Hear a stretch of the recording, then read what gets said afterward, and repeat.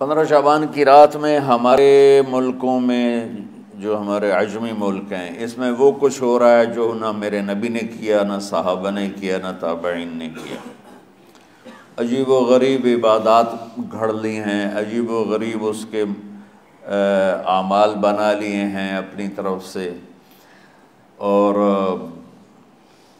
مسجدیں بھری ہوتی ہیں اور روشنیاں لگی ہوتی ہیں اور آتش بازی ہو رہی ہوتی ہے۔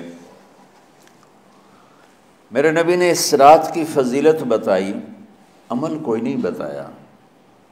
جیسے یہاں کوئی صلاۃ تسبیح کی جماعت کرا رہے ہوتے ہیں، کوئی اجتماعی تہجد پڑھ رہے ہوتے ہیں، کوئی دیگیں چڑھا رہے ہوتے ہیں، کوئی آتش بازی کر رہے ہوتے ہیں، تو وہ اس میں اتنا غلو ہو گیا ہے کہ یہ بھی ٹھیک نہیں۔ اور کچھ علماء نے اس کے رد میں اس کا اتنا انکار کیا ہے کہ اس رات کی کوئی فضیلت ہے ہی نہیں، یہ بھی ٹھیک نہیں۔ اس بیچ کا راستہ، اس رات کی فضیلت میں جتنی احادیث ہیں وہ ضعیف ہیں، لیکن اتنی کثرت سے ہیں کہ ان سب کا مل کر جمع ہو کر کم از کم وہ حسن لغیر ہی تک تو پہنچ جاتی ہیں۔ اور ابن عثیمین رحمۃ اللہ علیہ نے بھی یہ لکھا ہے کہ زیادہ سے زیادہ ان احادیث کے مجموعے سے، چونکہ اگرچہ ضعیف ہیں لیکن کافی زیادہ ہیں، تو وہ حسن لغیر ہی تک پہنچ جاتی ہیں۔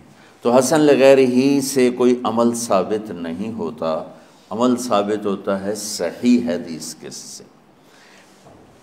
ایک احادیث کی کثرت سے روایات، اور ایک امت کا عمل، کہ امت کا بہت بڑا طبقہ صدیوں سے اس رات کا اہتمام کر رہا ہے، لیکن کچھ عرصہ پہلے تک اہتمام تھا دن میں روزہ رکھنا، رات کو کوئی نوافل پڑھ لینا، کوئی دو چار زیادہ پڑھ لینا، لیکن اب یہ ڈھول تماشے جو اب شروع ہوا ہے اس کا تو کوئی وجود ہی کوئی نہیں ہے۔ تو اس رات کو اللہ تعالیٰ نے مبارک بنایا، اور حدیث پاک میں آتا ہے کہ اللہ تعالیٰ اس رات میں ساری دنیا کے لوگوں کی بخشش فرماتا ہے سوائے 5 آدمیوں کے، 5 کے سوا سب اہل ایمان کی بخشش ہو جاتی۔ مشرک، المشرک،